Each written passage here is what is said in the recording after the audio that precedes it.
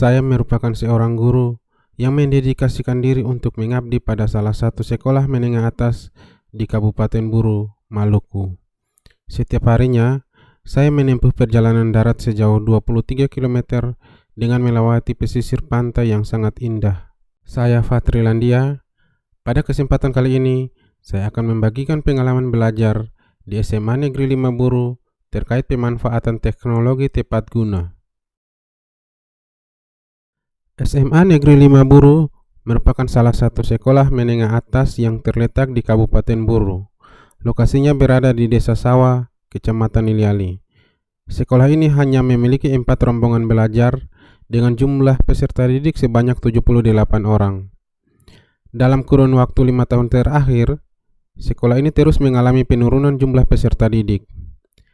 Tidak ada peserta didik dari desa lain yang bersekolah di sini. Hal ini disebabkan karena peserta didik di SMA Negeri 5 Buru dikenal dengan kenakalan mereka. Mereka sering berkelahi atau tawuran dengan peserta didik dari desa lain yang bersekolah di SMA Negeri 5 Buru.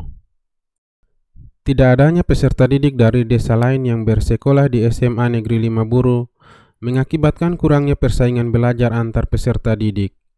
Ditambah gaya belajar guru yang masih menggunakan metode konvensional, sehingga membuat peserta didik kurang termotivasi dalam belajar. Untuk meningkatkan motivasi belajar peserta didik, saya melakukan inovasi pembelajaran yang diberi nama KETEL. KETEL merupakan akronim dari pembelajaran kolaboratif, efektif, dan berbasis teknologi. Tantangan yang saya rasakan dalam melakukan inovasi pembelajaran ini adalah yang pertama, keterbatasan akses internet. Tidak adanya wifi di sekolah dan peserta didik tidak memiliki kuota internet yang cukup menjadi hambatan utama dalam memanfaatkan berbagai macam aplikasi online dalam pembelajaran. Yang berikut, kesiapan guru dalam menggunakan teknologi. Guru perlu memiliki pemahaman yang mendalam tentang pemanfaatan TIK dalam pembelajaran. Jika guru tidak terbiasa dengan teknologi, mereka mungkin kesulitan memilih alat atau platform digital yang sesuai untuk mendukung pembelajaran berbasis teknologi digital. Yang terakhir, tidak tersedianya alat dan bahan kimia di laboratorium membuat guru harus berpikir untuk memanfaatkan bahan yang ada di lingkungan sekitar. Untuk menghadapi tantangan tersebut, ada beberapa langkah-langkah strategis yang saya lakukan. Di antaranya yang pertama, mencari inspirasi pembelajaran yang menarik dari YouTube, kemudian mengadopsi model pembelajaran tersebut yang disesuaikan dengan kondisi lingkungan sekolah. Yang kedua, penerapan model PJBL atau Project Based Learning. Saya kemudian memilih pembelajaran berbasis project karena dapat meningkatkan keterampilan berpikir kritis dan kolaboratif peserta didik, serta memungkinkan peserta didik untuk mempelajari konsep materi dengan lebih mendalam. Yang ketiga, pemanfaatan media TIK dalam pembelajaran. Saya menggunakan media pembelajaran berbasis TIK dalam pembelajaran, di antaranya penggunaan aplikasi ChemSket untuk menggambar dan memberikan nama dari struktur senyawa hidrokarbon. Saya juga mengizinkan peserta didik untuk menggunakan laptop saya dalam pembelajaran seperti presentasi kelompok maupun kegiatan produktif lainnya. Selain itu, saya membuat multimedia pembelajaran interaktif dengan menggunakan Articulate Storyline 3 maupun Smart Apps Creator sebagai media pembelajaran tepat guna yang menarik. 4. Pemanfaatan paket data untuk akses internet.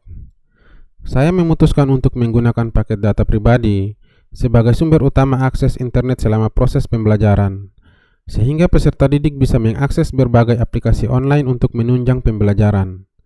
Beberapa aplikasi yang digunakan antara lain pemanfaatan portal rumah belajar melalui fitur Laboratorium Maya. Dengan menggunakan fitur Laboratorium Maya, peserta didik bisa melakukan praktikum meski tanpa adanya alat dan bahan.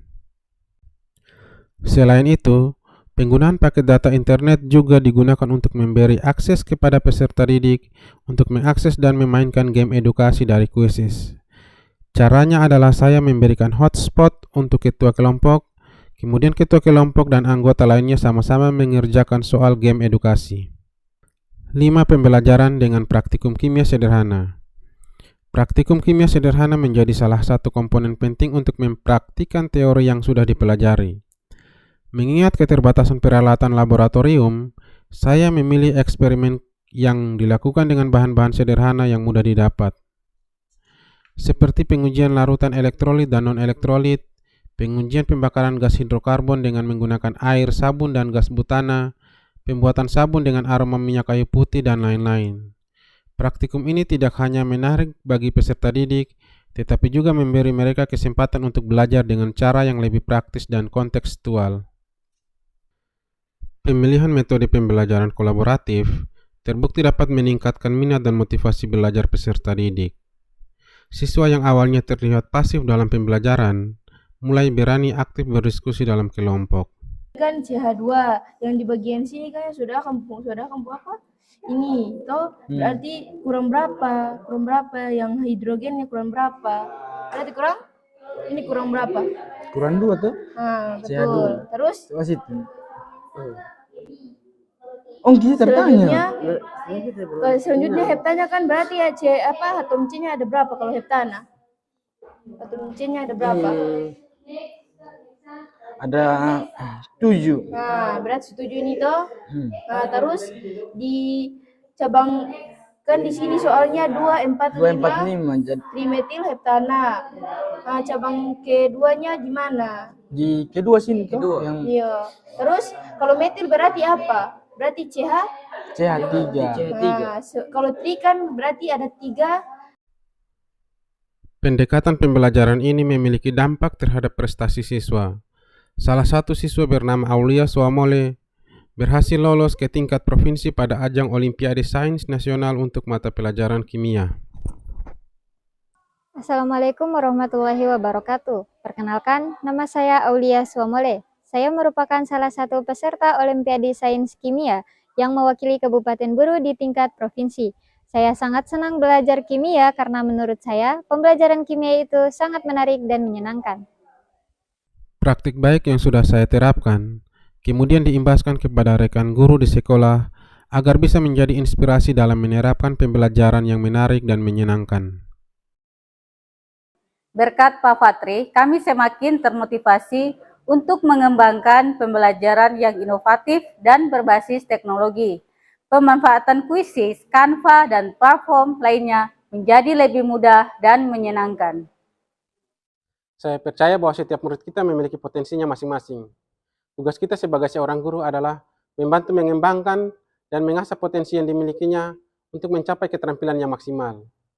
Jangan kita jadikan sebuah tantangan sebagai penghalang, tetapi jadikan sebagai sebuah motivasi untuk kita terus berkarya dan berinovasi dalam menciptakan pembelajaran yang menyenangkan. Demikian praktik baik yang dapat saya bagikan. Semoga praktik baik ini bisa menginspirasi Bapak dan Ibu guru hebat lainnya. Terakhir, GTK hebat, Indonesia kuat.